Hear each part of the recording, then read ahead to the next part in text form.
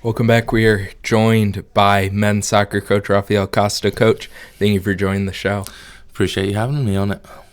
So you guys just finished one of the most impressive seasons in college soccer, the greatest season in school history, 15 wins, conference regular season title, and made it to the round of 8 in the NCAA tournament.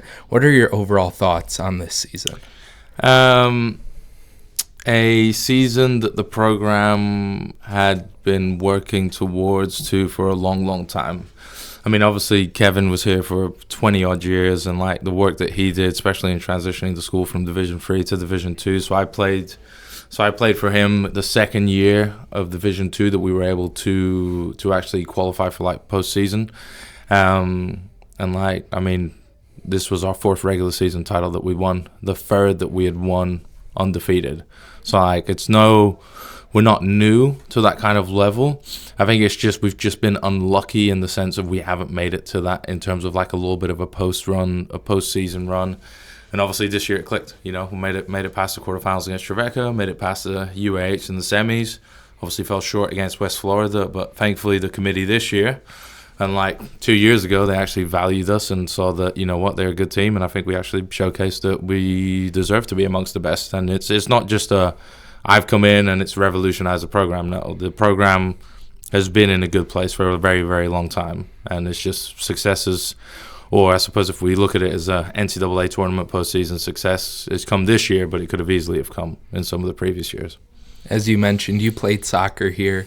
You graduated from Mississippi College. What does it mean to come back and be the soccer coach at your alma mater? Means a lot. Means. I think it's obviously worked out well, but I think also the school.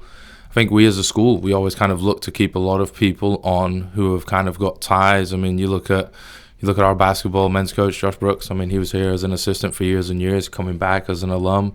Lee Streetman as well, softball. I mean, even I think a lot of it, I think it bodes well for schools our size to be able to invest in their alumni. They understand what the school values are, what the values of the programs are.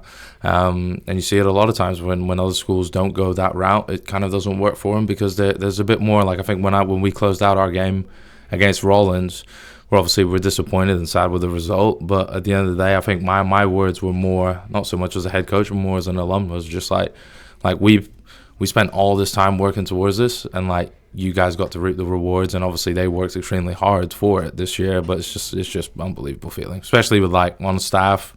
Owen's played at the program, Luke's played at the program.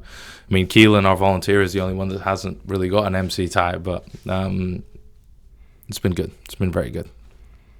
No, like you mentioned, you guys played Rollins in the round of 8 in the NCAA tournament.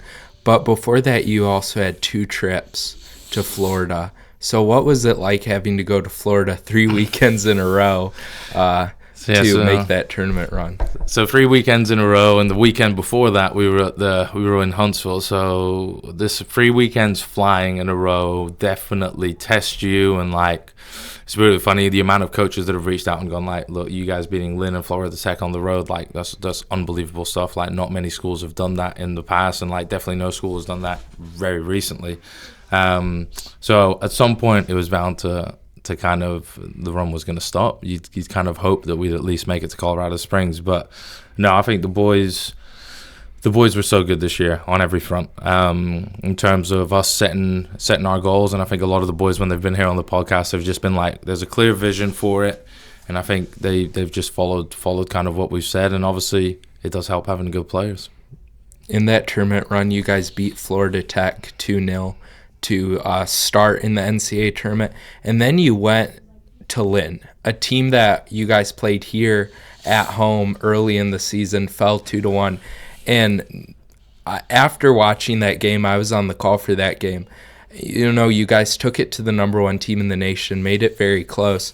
And then seeing that momentum that you guys carried throughout the rest of the regular season, then you go to Lynn in the second round of the NCAA tournament and win there on their home field. What was that like? That was a really good feeling. And it was just especially with already playing them early on in the year, we kind of, similar to them, both teams knew what each other were about. I mean, I think when we look at the RPIs and all that, I think when they beat us at our place, that was their best win the whole year. So I think there was a lot of mutual respect shown between both teams when we went back down there. And I think I said it. I think they asked me before the game, what are some of the things that your team's going to look for today? And I was like, it's going to come down to very simple things. Whoever gets the fine details right is going to come out on top. And on the day, we got the fine details right. Like Imar's shot, where for probably the first 20 minutes we weren't really in the game, and then Imar pops up with a shot off a long throw from Daniel Richards, and that kind of changes the momentum of the game a little bit.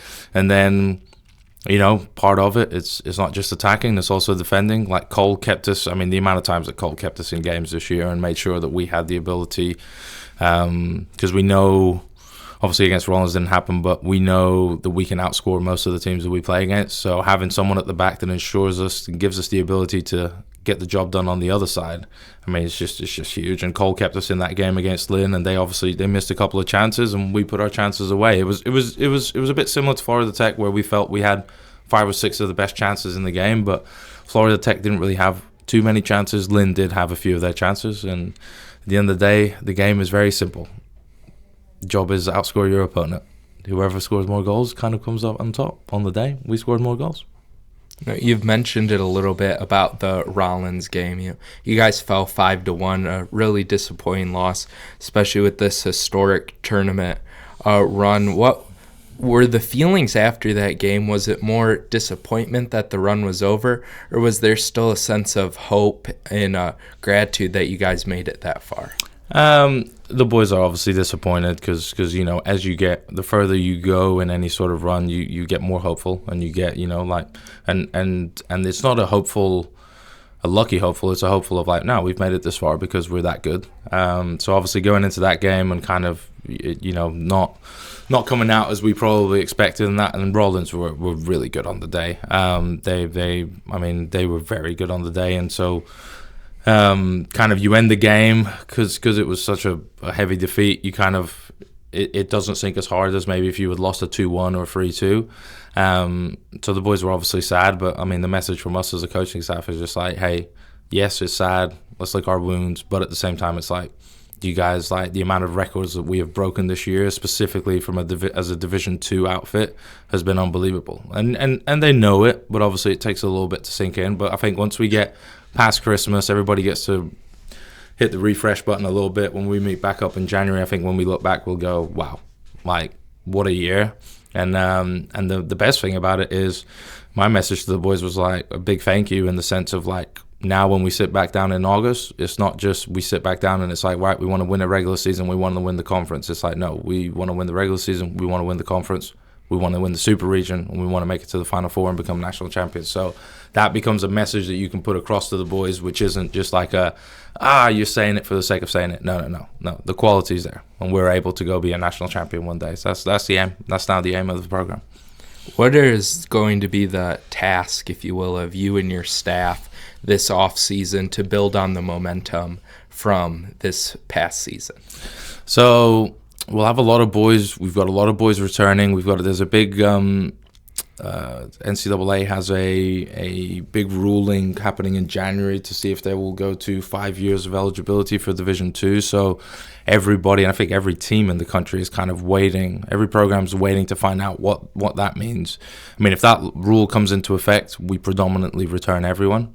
So it's all about adding small little details. And that's what it is at this level. It's not like it's not a big picture item. It's, all right, yes, we know what we're doing. Okay, now we need to finer details. Where do we want to be? We want to be a little bit better here. We want to be a little bit better there. What are things that we did this year that will prove successful to us in terms of how we manage practice sessions, how we manage player loads? Okay, next year we need to do maybe this a little bit better. We need to do that a little bit better. How we break down film, how we present film to the players. So a lot of it is just going to be fine-tuning details. Obviously, if the eligibility doesn't go through, then obviously, we part ways with players like Cole Turner, Sergio Garrido, Ben Britton. Super important players. Imar and Angel won't be returning next year.